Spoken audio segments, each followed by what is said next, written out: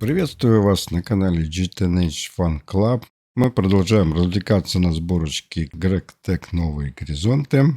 Как вы видите, вокруг меня продолжается стройка моей скромной базы. А мы с вами продолжаем разговор про источники энергии в GregTech, про источники питания, про индустриальные сборки с модом GregTech. Будем сегодня обсуждать такой вопросик. Разные схемы подключения электропитания для разных всяких случаев. Кто смотрел предыдущие серии, наверняка помнит, что мы с вами построили вот такую вот парочку Twix. Большой стальной бойлер и большая паровая турбина. Я подумал, что было бы не лишним показать несколько схем подключения для этих машин и вообще рассказать про принципы построения схем электропитания для машин GregTech.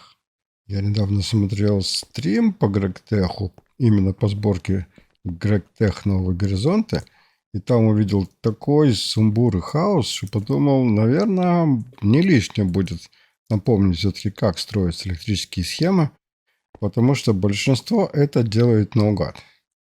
Тут небольшое лирическое отступление, наверное. Стрим я смотрел на таком канале со странным названием Woman's Game. Не смотрите, что название странное. Там контент более чем достойный. В основном Майнкрафт, ну и другие компьютерные игры. И очень интересная блогерша это все стримит. Но, тем не менее, вышло вот так, как оно вышло. Мне очень не терпится похвалить эту блогершу. Но как-то не хочу говорить похвалу в глаза. Флешка, если ты это смотришь, просто заткни уши, выключи звук, я не знаю, перемотай минутку. А для остальных я расскажу. Мало того, что девушка стримит такую сложную техническую сборку, как GregTech Новые Горизонты, она делает это с абсолютно уникальным образом. У большинства стримеров есть такая дурная привычка быстренько что-нибудь слепить на бум, а потом уже разбираться, что, как, чему. У нее наоборот. Она сначала, прежде чем что-нибудь решить, она должна вникнуть, досконально разобраться, и когда вникнет в суть, тогда она взвешивает все за и против и принимает решение на основе логики и аргументов. Абсолютно шедевральная способность в наше время, согласитесь. При этом она еще и комментирует все это вслух, очень грамотно, кстати, комментирует ход своих мыслей, и слушать это одно удовольствие. А еще она делает все это шутками, с прибаутками, так что я думаю, вы не заскучаете. Ищите в ютубе канал Woman's Game, или я даже, наверное, оставлю ссылочку в описании, или даже еще лучше сделаю. Я оставлю ссылочку в описании на плейлист по сборке GregTech Новые Горизонты. Там почти 200 серий более чем годного контента. Можно смотреть вместо какого-нибудь сериала, это, не знаю, полгода пересматривать. Прям какой-то рекламный ролик получился, ей-богу, самому неудобно. Флешка, вернись. Уже можно. Продолжим. Несмотря на все те хорошие слова, что я тут наговорил, на последнем стриме получилось все с точностью да наоборот. Флешка построила вот такую же турбину большую паровую и такой же стальной бойлер, а когда дело до подключения дошло, то там началось коллективное творчество. Ну, сами понимаете, живой стрим, каждый советует что-то свое, каждый хочет, чтобы именно его идея была воплощена в жизнь. И получилось, как в той басне про лебедя, рака и щуку. Может быть, в каждом по отдельности идеи была какая-то рация, но все вместе это выглядит как сборник самых популярных ошибок, которые люди делают. И поэтому, я думаю, нам стоит поговорить о том, какие же все-таки основные принципы построения электрических схем, чтобы вы сами, когда будете конструировать свои схемы, могли оценить, что такое хорошо, а что такое плохо. Итак, как вы видите, я тут обезопасился от дождика, застелил нашу строительную площадку крышей так на быстренькую руку. Тут поднял турбину, потому что я в себя знаю, если я увижу какую-нибудь щелочку, я обязательно в нее залезу. А если я вот поставлю трубу, то я не смогу пройти. И мне это будет очень не понравиться. Я буду долго ругаться, долго возмущаться. И это неправильно. Здесь внизу я тоже провел трубу. Давайте мы ее украсим, чтобы ее не было видно. Это труба для возврата воды из турбины в бойлер. Так, теперь что нам надо сделать? Нам надо вот сюда вот залить водички. Для начала вот 16 ведер нам вполне хватит. И мы можем загружать в уголь и начинать работать. Но сначала давайте подключим все-таки электрическую схему. Собирать электрические схемы под напряжением не самая хорошая идея. Лучше сначала собрать, все проверить, а уже потом подавать энергию. Кто скажет, с чего надо начинать построение электрических схем? Правильно. С того, чтобы налепить на нашу турбину бат-буфер. Или можем даже налепить два для солидности. Нет, ну два смотрится как какой-то нос у бульдога. Наверное, не очень красиво. А давайте попробуем вот так. Во. Так уже лучше. Как вам дизайн? Как элемент дизайна, я считаю, вполне имеет место быть. А вот для чего-то другого бат-буфер в этом месте, ну, совсем не подходит. Хотя не знаю, может быть, кто-нибудь из вас мне подскажет. Кто-нибудь знает, как можно использовать бат-буфер? Какого вообще его назначения? Какова ваша цель, так сказать? Ну, кто сказал бат-буфер для того, чтобы хранить энергию? Энергия – это же не какой-нибудь коньяк, например, который от хранения только крепчает. Энергию надо не хранить, энергию надо использовать, и чем быстрее, тем лучше. Потому что за хранение мы платим бот-буферу определенную долю. Вот посмотрите, я поставил бот-буфер в УДЕ. Поставил бот-буфер, сюда положил батарейки. В эти батарейки затекла энергия. Но для того, чтобы ее оттуда достать, надо будет сначала батарейке выдать энергию в бот-буфер. И при этом она скушает вот эта вот 512 батарейка, она скушает 8 ЭУ за эту операцию, за одну порцию. Потом сам бот-буфер должен будет выдать энергию куда-нибудь наружу, например, в другой бот-буфер, и он на эту операцию тоже скушает 8 ЭУ. Таким образом, получается двойная потеря. Сначала батарейка потеряет 8 ЭУ, потом сам бот-буфер 8 ЭУ. Нам это надо? Ни за что, ни про что на ровном месте потерять 16 ЭУ. Строго говоря, у бот-буфера есть только одна цель – это накопление энергии. Вот если наш источник маломощный, и нам надо накопить порцию энергии для того, чтобы машина могла заработать, вот тогда нам нужен бот-буфер. Например, если мы хотим вот этой вот турбинкой питать какую-нибудь там бласт-печку. Бласт-печка требует 4 ампера, то есть она кушает 2048 УУ за тик, а печка выдает только 600. Для того, чтобы накопить ее, используется бот-буфер. И то нам не всегда нужен бот-буфер. Для того, чтобы накопить энергию, нам нужны батарейки. Если нам нужно много батареек, тогда нам нужен бот-буфер, чтобы их разместить. А если нам нужна всего одна батарейка, нам нужен всего 1 ампер, мы это можем прямо поместить в машинку. Давайте разберем один конкретный пример. А, да, совсем забыл. Может быть, еще один случай. Мне скажут, что если мы налепим вот сюда вот 16-амперный бот-буфер, вот такой вот большущий, тогда мы сможем в него положить 16 батареек и питать 16 машин одновременно. Но, во-первых, я очень сомневаюсь, что у вас найдется 16 машин, которые вы сможете запитать одновременно. И я не понимаю, зачем это делать. Наша вот эта красавица, она выдает всего-навсего 12 У за секунду. 600 ЭУ за тик умножаем на 20 тиков и получаем 12 тысяч ЭУ за секунду. А вот эта штука 20 миллионов 20-25 в себя может вместить. Это вы где-то будете полчаса-час ее заряжать. Вместо того, чтобы бегать, высунув язык, пытаясь запустить 16 машин одновременно, вы можете запускать машинки понемножку, маленькими партиями. 4 машинки запустили, они у вас поработали, 15 минут перерыв, следующие 4 машинки, опять 15 минут перерыв. А запустить все 16 машин, чтобы они 2 минуты поработали, а потом час ждать, когда можно будет сделать это снова, по-моему, это неразумно. Поэтому мы можем с чистой совестью отсюда эту штуку брать, тем более, что у нас Dynamo Hatcher сам по себе является бот-буфером. Давайте мы заглянем в нее, найдем его, вот он здесь.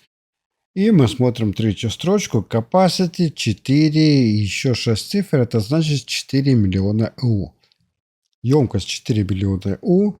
выходной ампераж 4 ампера он выдает. То есть вполне себе такой бат-буфер солидный на 4 батарейки. Почему бы нет? Зачем нам еще один бат-буфер, если у нас уже один есть? Поэтому давайте мы положим бат-буфер куда-нибудь подальше, в какую-нибудь коробку, и начнем проектирование электрических схем сначала. Построение любой схемы электропитания начинается с того, что нам надо сначала определить, какой у нас потребитель и чего он хочет. Почти как в том анекдоте про эстонского пограничника, который заходит в купе и спрашивает: «Чай? Нет. Кофе? Нет. Какова? Вот. Какова цель вашего визита?» Вот и нам надо определить, какова наша цель. И я для этого подготовил несколько машинок. Давайте вот выберем химический реактор, и это будет наша цель. Допустим, мы хотим делать ракетного топлива. В космос мы будем летать регулярно, поэтому топлива нам понадобится много, делать мы его будем часто. И у меня есть такое подозрение, что наш химический реактор будет работать без перерыва. Вот, поэтому нет смысла, наверное, городить какую-то сложную систему централизованного электроснабжения. Лучше вот ему выделить персональный источник энергии, и пускай он его питает. Вот, например, вот эту вот турбину. Потому что если мы сделаем какую-то систему, которая может питать много машин, поставим дополнительные бат-буферы, трансформаторы, связки каких-то проводов, все равно всю энергию съест наш химический реактор, потому что ее тупо надо много. Поэтому давайте без всяких посредников возьмем и сразу налепим наш химический реактор на турбину, и пускай все это вот так вот работает. Впрочем, я немножко поторопился. Классическая схема предполагает, сначала надо поставить трансформатор, потому что наша турбина выдает 512 вольт, машина у нас на 2000 вольт. Потом классическая схема предполагает поставить проводочек, отвести этот проводочек на другой конец, допустим, базы. Ну, допустим, вот когда-нибудь сюда. Я думаю, хватит. Вы уже поняли, что я хочу показать. И поставить, например, вот сюда наш химический реактор. Подключить проводочек к этому реактору. И вот так вот начинает работать. Наш потребитель гораздо мощнее, чем наш источник. Но благо у нас в Dynamo Hatch есть буфер, который может накопить энергию. Он будет выдавать 4 ампера по 512 после того, как накопит. Этот трансформатор преобразует энергию в 1 ампер 2048 вольт, и потом уже можно какое-то время будет питать машинку, пока не кончится заряд в Dynamo Hatch. Кстати, обратите внимание, вы заметили, я поднял турбину, и теперь свободно можно проводить всю проводку, можно под ней ходить. Не надо нам опускать это на 5 блоков вниз, глубоко под фундаментом вести провод, потом опять поднимать на 5 блоков вверх. Лишних никаких потерь, вот просто провод, который подключается к машине. Если вам не нравится вид провода, я предлагаю вас покрасить в какой-нибудь цвет. Только я вас умоляю, выбирайте для проводов такой цвет, чтобы не перепутать напряжение. Например, желтый для напряжения 512 вольт, красный для напряжения 128 вольт, как и у трансформаторов. А вот для 2000 вольт я выбрал бирюзовый цвет. Если вам бирюзовый цвет не нравится или вообще вид крашеных проводов вам не подходит, вы можете просто-напросто накатать фольги. Вот и у меня простейшая фольга из олова. И закрыть все это дело таким вот макаром. Просто, аккуратно, ну, так сказать, технологично. Опять же, фольги много разной всякой. Вот я тут подобрал самые простейшие материалы, доступные от того же олова, который я вам показал, до алюминия. Как видите, вся гамма есть. Можете выбирать на свой вкус и цвет. Но перед тем, как выбирать цвета фольги, давайте мы задумаемся, а зачем нам вообще этот провод? У меня такое впечатление, что нам абсолютно не нужно ставить машину где-то посреди поля, если мы можем обойтись без всяких лишних посредников и вот эту вот машину просто поставить под трансформатор. вот сразу вот сюда. Давайте возьмем ключик, развернем выход трансформатора вниз в машину, и вот таким образом мы обошлись без провода. Давайте вот для красоты возьмем еще какой-нибудь тазик, пронесем ее, поставим под машину, и пускай он себе спокойненько цедит в этот тазик все ракетотопливо, которое он произведет. Если вам тазики не нравятся, ну, сделайте вообще красиво, поставьте вот сюда вот какой-нибудь простенький, небольшой medium voltage fluid tank, то есть этот танк, по-моему, 128 ведер в себя вмещает. Но главное нет, а главное, что здесь есть слоты для заполнения капсул. Вы можете как выливать капсулы, так и можете, наоборот, положить пустые. По мере того, как здесь будет накапливаться топливо, будут заполняться и капсулы. Но самый интересный вопрос нас ждет впереди. Мы можем тебя спросить, а нужен ли нам вообще этот трансформатор? Любая греговская машина совершенно спокойно может принимать более низкое напряжение, так что трансформатор нам как бы нафиг не упал. Мы можем повесить прямо на Dynamo Hatch наш химический реактор, вот этот вот буфер тоже поднять на одну клеточку, и мы получим абсолютно идеальную схему, в которой нет ничего, кроме самой машины и турбины. Единственное ограничение, что греговские машины могут принимать 2 ампера, а нам нужно 4, чтобы получилось 2000 вольт. 4 по 512 дают 2000 вольт. Но у нас есть такая штука, как батарейка. Мы можем накопление энергии производить непосредственно в машине. Вкладываем в него батарейку вот такую вот, или может телопатрон сделать на 10 миллионов ЭУ. И мы выиграем сразу двух зайцев. Во-первых, мы очень сильно увеличим емкость нашего хранилища. 4 миллиона у нас там в Dynamo Hatch и 6 миллионов здесь. Всего 10,5 миллионов. То есть наша емкость возрастает в несколько раз. Во-вторых, мы избавились от трансформатора, так сказать, избавились от лишнего звена. Мы же помним, что каждое лишнее звено в электрической цепи – это дополнительные потери. Конечно, вы мне можете сказать, что здесь у нас появилось новое лишнее звено – батарейка. Но она не совсем в цепи. Когда машина работает, тогда вся энергия, которую она будет получать вот этой турбины, она будет идти прямо на рецепт. А то, что рецепту будет не хватать, он будет забирать из батарейки. И только когда машина перестанет работать, тогда энергия из турбины пойдет в батарейку, восполнит этот весь заряд. Потом мы снова включим машину, и снова энергия с турбины будет поступать напрямую, а из батарейки только то, что не хватает. Давайте посмотрим, что у нас получится в цифрах. Найдем какой-нибудь рецептик, похожий на наше напряжение. Ну вот какая-то жидкость делается. 1920 ИУ за тик требует рецепт. Наша турбина, если она немножко заряжена Dynamo Hatch, она может выдавать максимум 2 ампера. То есть 2 по 512 это 1024 мы будем получать. И для рецепта нам останется всего-навсего 900. Эти 900 мы будем брать из батарейки.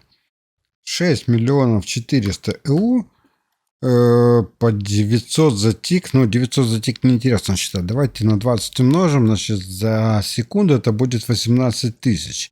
6 миллионов 400 разделить на 18 тысяч. Мне калькулятор подсказывает, 355 секунд будет.